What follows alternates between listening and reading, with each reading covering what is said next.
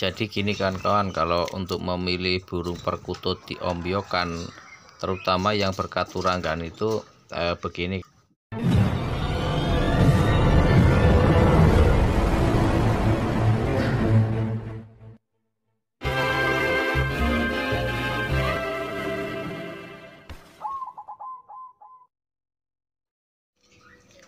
Assalamualaikum warahmatullahi wabarakatuh. Salam rahayu, salam sejahtera, sehat selalu, dan semoga selalu mendapatkan rezeki yang melimpah dan selalu mendapatkan berkah barokah. Amin ya rabbal alamin.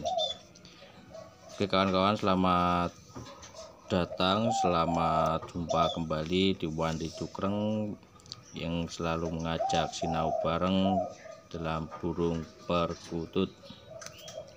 Oke kawan-kawan, untuk kesempatan kali ini saya mau menjawab atau berbagi sedikit atau menjawab dari pertanyaan-pertanyaan kawan-kawan yang khususnya yang pemula yang mau memilih burung perkutut di ombyokan. Ada yang bertanya atau yang masih bingung bagaimana memilih burung perkutut di ombyokan yang bunyi atau yang manggung, dan ada yang bertanya bagaimana cara memilih burung perkutut yang berkaturanggan di ombyokan atau yang beryoni di ombyokan atau yang bertuah. Nah kayak gitu kan kawan. Oke kawan-kawan, saya mau membahas satu persatu untuk pertanyaan kawan-kawan, dan mohon diperhatikan. Takutnya kayak yang udah biasanya mungkin melihatnya atau ininya lihat videonya itu nggak diperhatikan atau nggak ini dengan seksama, jadi salah atau gagal fokus gitu kan kawan. Soalnya takutnya dilewat-lewatin. Nah, pas dilewatin itu ada kata-kata yang terselip, kata-kata yang penting bagaimana, nanti takutnya jadi salah paham. Oke kawan-kawan, saya mulai dari pertanyaan yang memilih burung perkutut yang manggung atau yang bunyi itu bagaimana. Begitu kan kawan. Begini untuk jelasnya, kalau memilih burung anggungan atau yang bersuara atau yang bunyi di ombyokan itu sebetulnya gampang-gampang susah. Itu harus memerlukan waktu atau harus memerlukan ketelitian atau waktu yang lumayan ekstra, atau istilahnya nggak bisa instan. Jadi kita harus bantuan suara anggungan melalui HP apa melalui apa. Kalau yang nyaut atau yang bunyi, yang sering bunyi, nah itu mungkin itu juga bagus untuk anggungan. Tapi dengan catatan kalau yang memilih anggungan itu jangan memikirkan tentang katuranggan, soalnya kalau yang anggungan tetap ke anggungan. Atau kita lihat-lihat yang sering manggung di ombyokan, nah itu yang sering bunyi. Kalau manggung sih belum, sering bunyi ya itu nanti diambil tuh. Kalau untuk selebihnya itu masih banyak lagi faktor-faktor menentukan burung itu nanti manggung rajin apa enggak. Itu kan kawan. Untuk pancingan dengan suara anggungan, atau kita tungguin yang sering manggung di ombyokan, nah itu bisa diambil. Untuk selebihnya nanti kalau sudah dipisah, biasanya burung kayak gitu bunyinya itu kalau setelah dipisah dari ombyokan, itu rata-rata bunyinya kalau sudah pisah dari ombyokan. Terus yang kedua, untuk yang pertanyaan yang memilih katuranggan di ombyokan. Nah ini katuranggan atau berciri mati. Itu kalau yang katuranggan, memilih katuranggan itu jangan sambil memilih yang bersuara. Soalnya di katuranggan itu paling susah kalau emang bukan jodoh atau bukan pulung, bahasa Jawanya dulu bukan pulung. Kalau berkaturanggan itu emang rada-rada susah itu kan kawan. Soalnya kalau diombyokan yang namanya katuranggan kan atau berciri mati itu kan harus ada ciri-ciri khusus. Kita harus ibaratkan kita orang mengenal orang atau mengenal burung, itu harus kita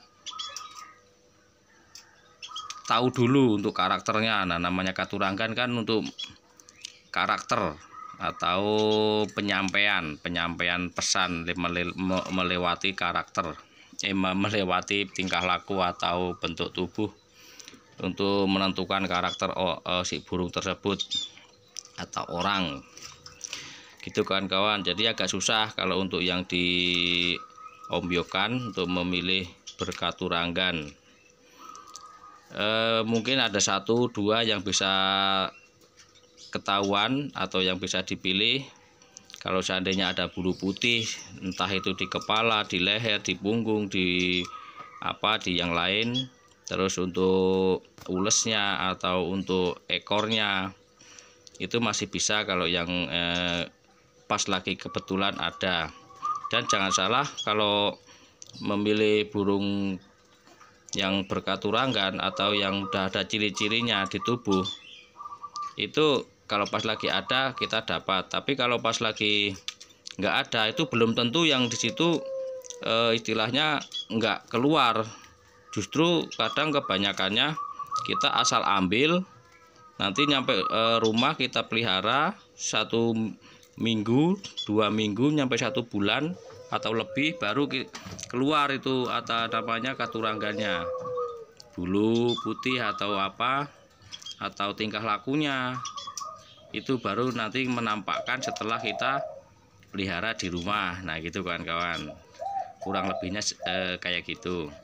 Terus ada yang bertanya tentang yang beryoni atau milih burung perkutut yang beryoni diombyokan. Nah ini kalau yang begini itu sangatlah sulit, sangatlah susah. Karena apa? Beryoni itu sebetulnya itu kekuatan, itu energi yang ada di burung perkutut itu tersendiri. Soalnya arti yoni itu sebetulnya itu panjang. Kalau untuk belajar tentang yoni itu sangatlah panjang kan kawan. Karena apa? Sejarahnya dulu itu yoni itu dari bahasa Sangsekerta.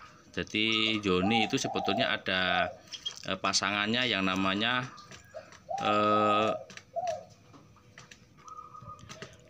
lingga. Nah, yoni itu pasangannya lingga. Itu kalau untuk sejarahnya itu panjang. Jadi itu yoni sama lingga itu sebetulnya untuk menentukan itu untuk perwujudan dari perempuan dan laki-laki. Oke kawan, lanjut lagi untuk ke yoni. Itu kalau memilih diombyokan yang beryoni itu sangatlah susah, karena itu adalah bentukan dari energi. Jadi energi dari si burung itu tersendiri. Karena yoni itu energi dari bawaan dari burung itu sendiri atau kekuatannya. Nah itu yang ada. Jadi kalau untuk memilih diombyokan yang beryoni itu sangatlah susah, karena itu bisa dirasakan dulu atau kalau setelah dipelihara. Jadi kalau untuk ngombyo itu diutamakan dulu untuk memilih burungnya itu sehat dan enggak istilahnya enggak murung, yaitu itu yang diutamakan, burungnya sehat dulu atau kira-kira bisa berjodoh. Nah itu baru kita mengenal tentang energinya atau yoninya. Terus ada lagi yang bertanya tentang kodam atau tentang apa itu yang ya dibilangnya berjoni atau berkodam. Kalau kodam itu udah istilahnya itu kan apa ya, kalau dibilangnya itu energi atau dibilangnya itu kekuatan tapi yang dari alam, jadi bukan dari bawaan dari burungnya sendiri. Jadi kekuatan yang ngikut, ibaratkan itu ngikut. Jadinya kalau diombyokan kemungkinan itu ya kecil kalau untuk ada untuk berkodamnya. Karena apa? Karena kalau yang perkutut, yang berjoni atau yang berkodam itu biasanya itu jarang kena jaring. Ada ya malah yang di pulut aja enggak mempan. Nah itu. Jadi kalau untuk memilih diombyokan itu sangatlah sulit. Mungkin kalau dapat nanti dipelihara lama lambat laun bisa terjadi yang namanya nanti dapat berjoni atau berkodam. Nah itu. Terus ada yang bertanya tentang yang bertuah. Nah kalau untuk ngomongin perkutut diombyokan yang bertuah lah, itu ini juga sama, ini juga sangatlah susah. Karena apa? Yang namanya tuah itu kan hasil dari rangkuman yang tadi, yang berkaturangan, berjoni, atau yang namanya tuah itu kan yang bisa dirasakan yang memeliharanya atau yang merawatnya. Itu yang namanya tuah. Tuah itu hasil dari yang kita dapatkan atau yang kita rasakan.